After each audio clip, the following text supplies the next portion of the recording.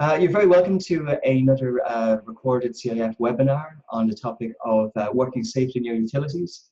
So this is one of the themes of Construction Safety Week 2018, coincides with Wednesday, the 24th of October.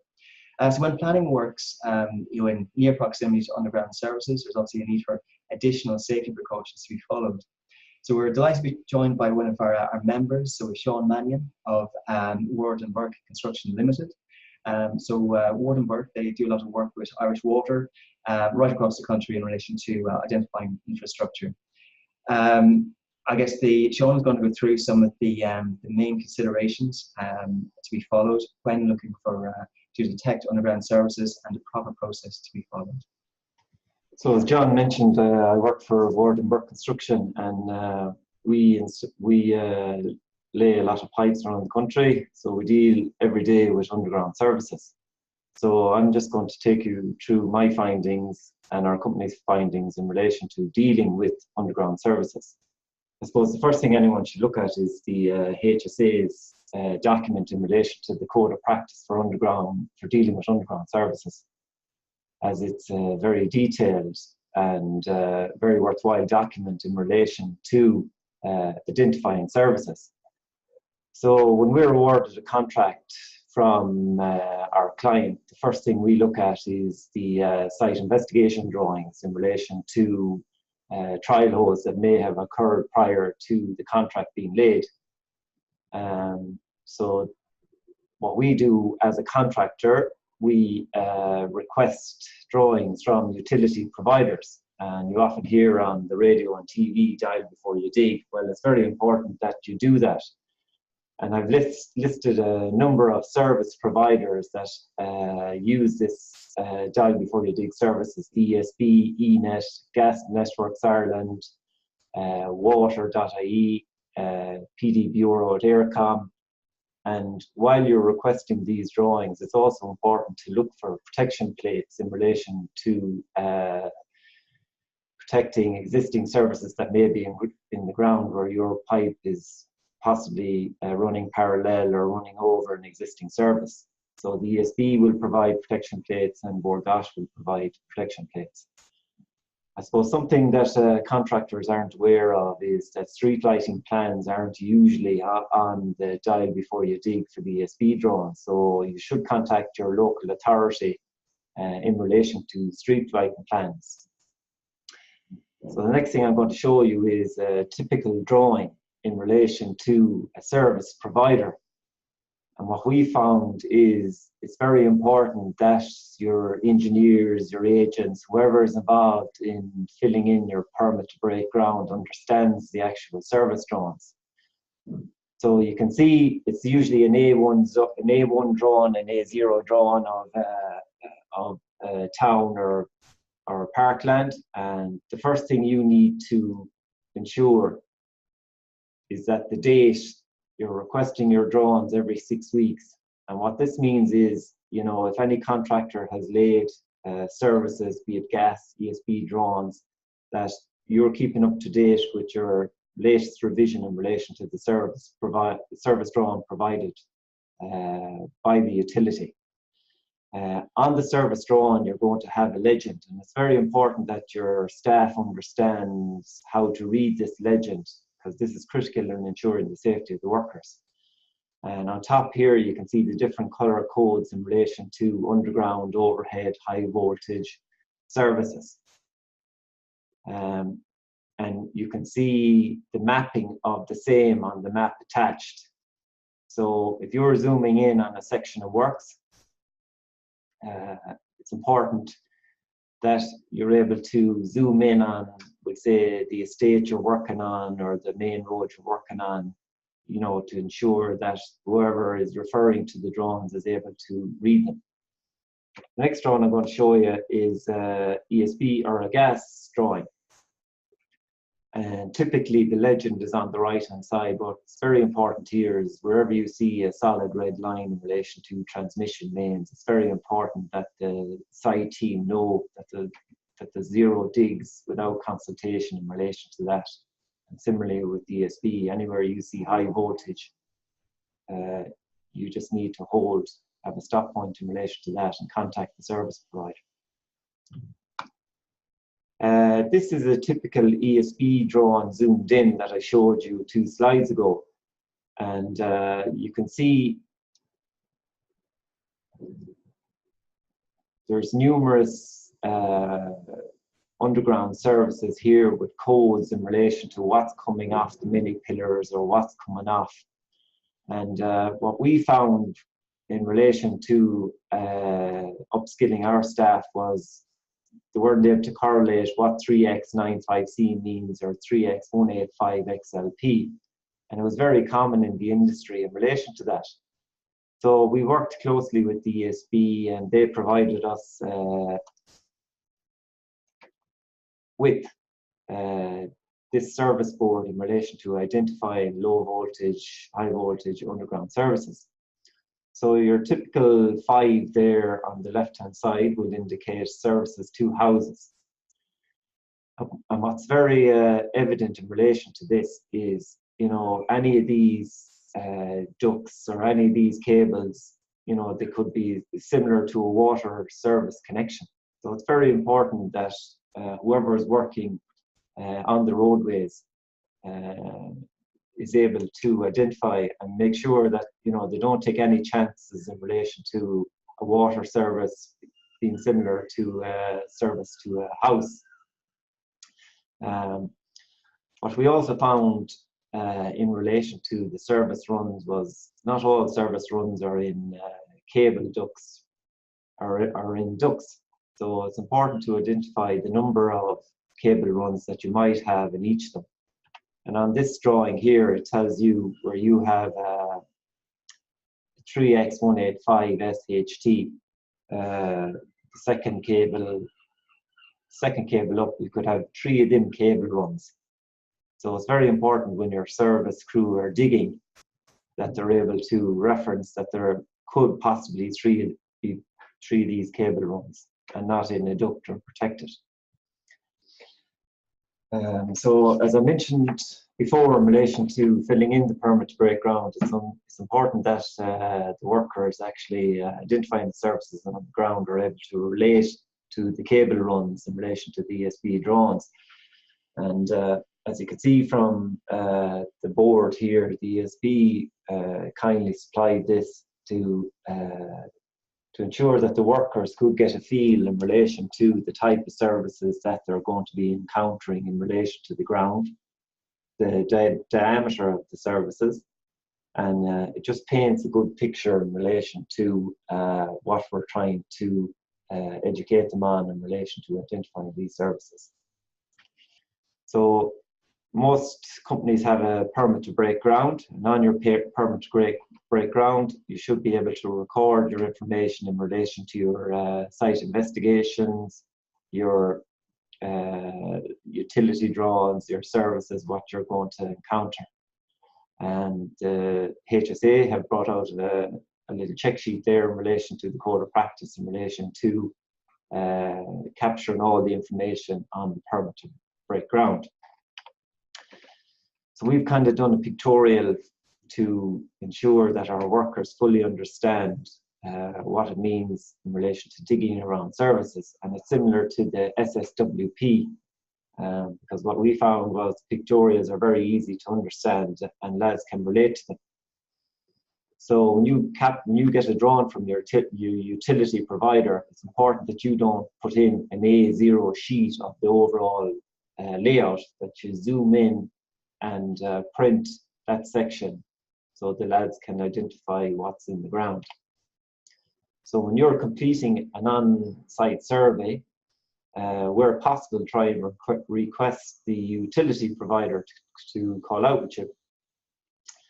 So when your engineer or your location of underground services person is doing their investigations, they need to ensure that they take the whole environment into account in relation to scanning that area. So they need to be looking at lamp posts, valve covers, scarring on the road, and it's important when new footpaths are installed that you take extra precaution, because sometimes concrete could be covering over the valve covers. So it's very important that you use your cat and ginny in relation to tracing these cables. So once you have a run on in relation to tracing your cables, you're able to populate your permit to break ground.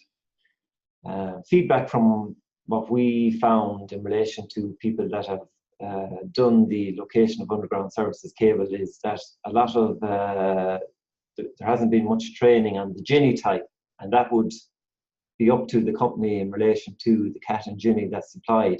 What we found is that if you give additional training in relation to the ginny, the lads, the people doing the work are a lot more confident in relation to identifying services on the ground.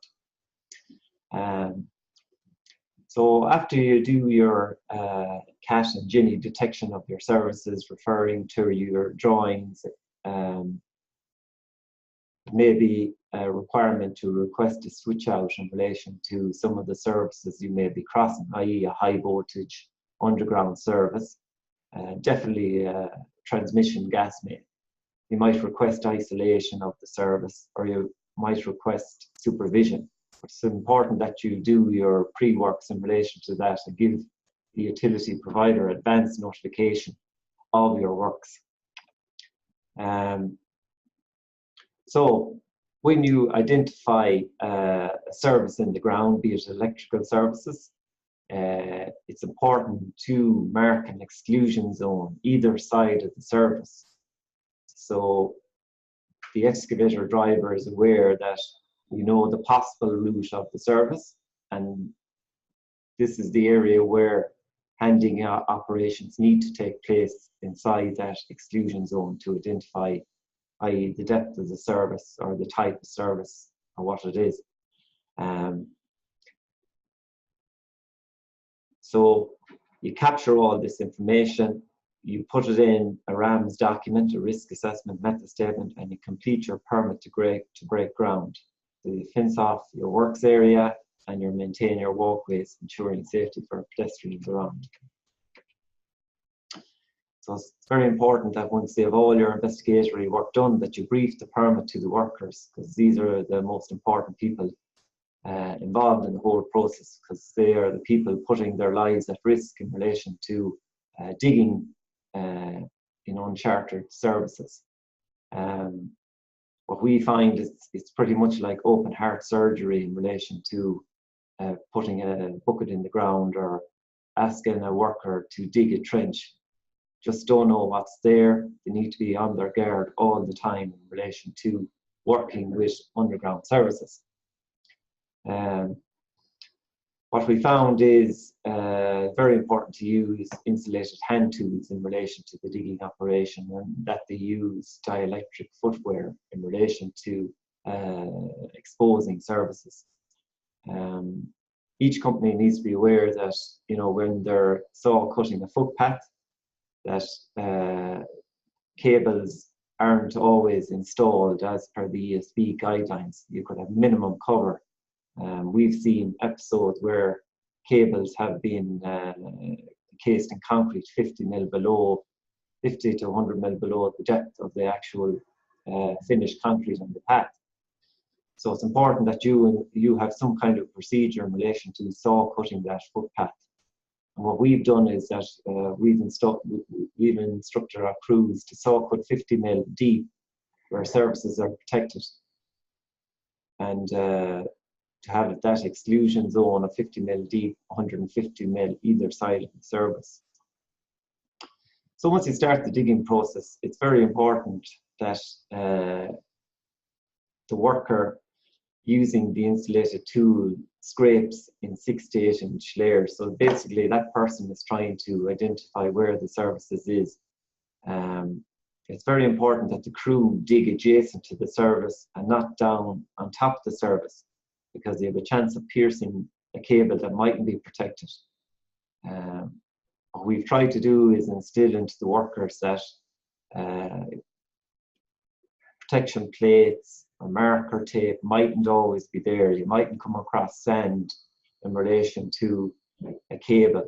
So it's very important that they dig down adjacent to the cable to ensure that they don't pierce the service and don't harm themselves. So it's very important that the person that's trained in the lugs scans every 200 millimeters in relation to the dig. So they're constantly checking to ensure that they can identify the service. It's also important that your cat and Ginny is calibrated and working correctly in relation to the use of the cat and Ginny. There's a couple of areas that we've honed in on as an organisation, and two of them have been where we've come across uncharted services or where we've come across concrete encased around the cable. Now, alarm bells should go out when you come across concrete around the cable. So either there's minimal cover from the roadway in relation to that cable, and lean mix has been put on top of the cable to protect it, or it's a high voltage cable and requires extra attention. The other area that we've honed in on is where we've come across uncharted services. So you've done everything right in relation to reading the ESB drawn, the gas drawn, the ENET drawn, the ERCOM drawn. You've recorded the same on the permit to break ground. You've exposed the ground and you come across an uncharted service. So we believe that it's very important that the workers engage with the organisation in relation to ringing their supervisor or engineer in relation to that section of works, that they use a hold point or a stop in relation to concrete encased cables or uncharted services. We've used the stop sign at the roadway because we feel it has a big impact in relation to the works. It's not yield, proceed with caution. The stop sign means you stop until you talk to your supervisor in relation to coming across uncharted or concrete services.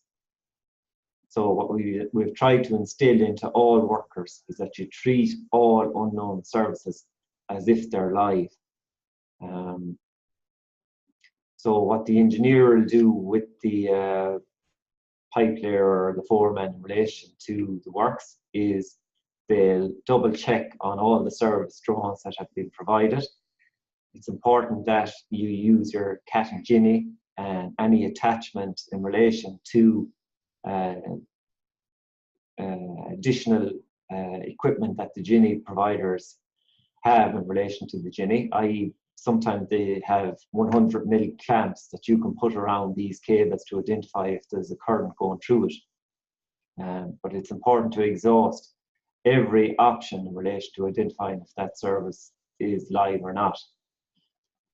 What we found is sometimes we still don't know if the service is live, so it's important to avoid the risk, eliminate the risk, and to do that you should call out the utility provider to identify if the services are live or not, if they are ESB or ERCOM or fibre services.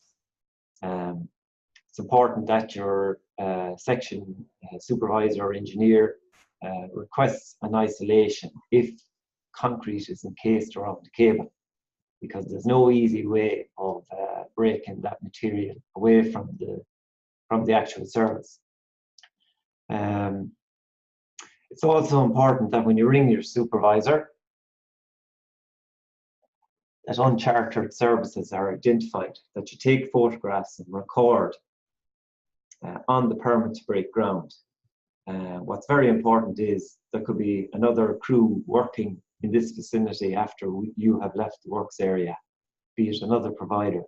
And it's important that information is shared back to the utility provider in the as-built drawings. The last thing we've done is done a pictorial in relation to the whole process. So when we're communicating our permit to break ground, we refer to this pictorial similar to the HSA's SSWP, in that we can talk the workers through it in relation to the different areas, the hold points, the exclusion zones, the dielectric footwear, requesting your supervisor in relation to concrete or unchartered services. And it's a very good aid in relation to upskilling the staff in relation to that. That's pretty much it, the presentation in relation to digging around underground services. There could be some nuggets there that you can take back to your workers, or possibly share the pictorial when you're communicating your permit to break ground, because we found it very beneficial. I would like to thank the CIF in relation to inviting me here, in relation to delivering this presentation, and I hope you take something from it. Thank you.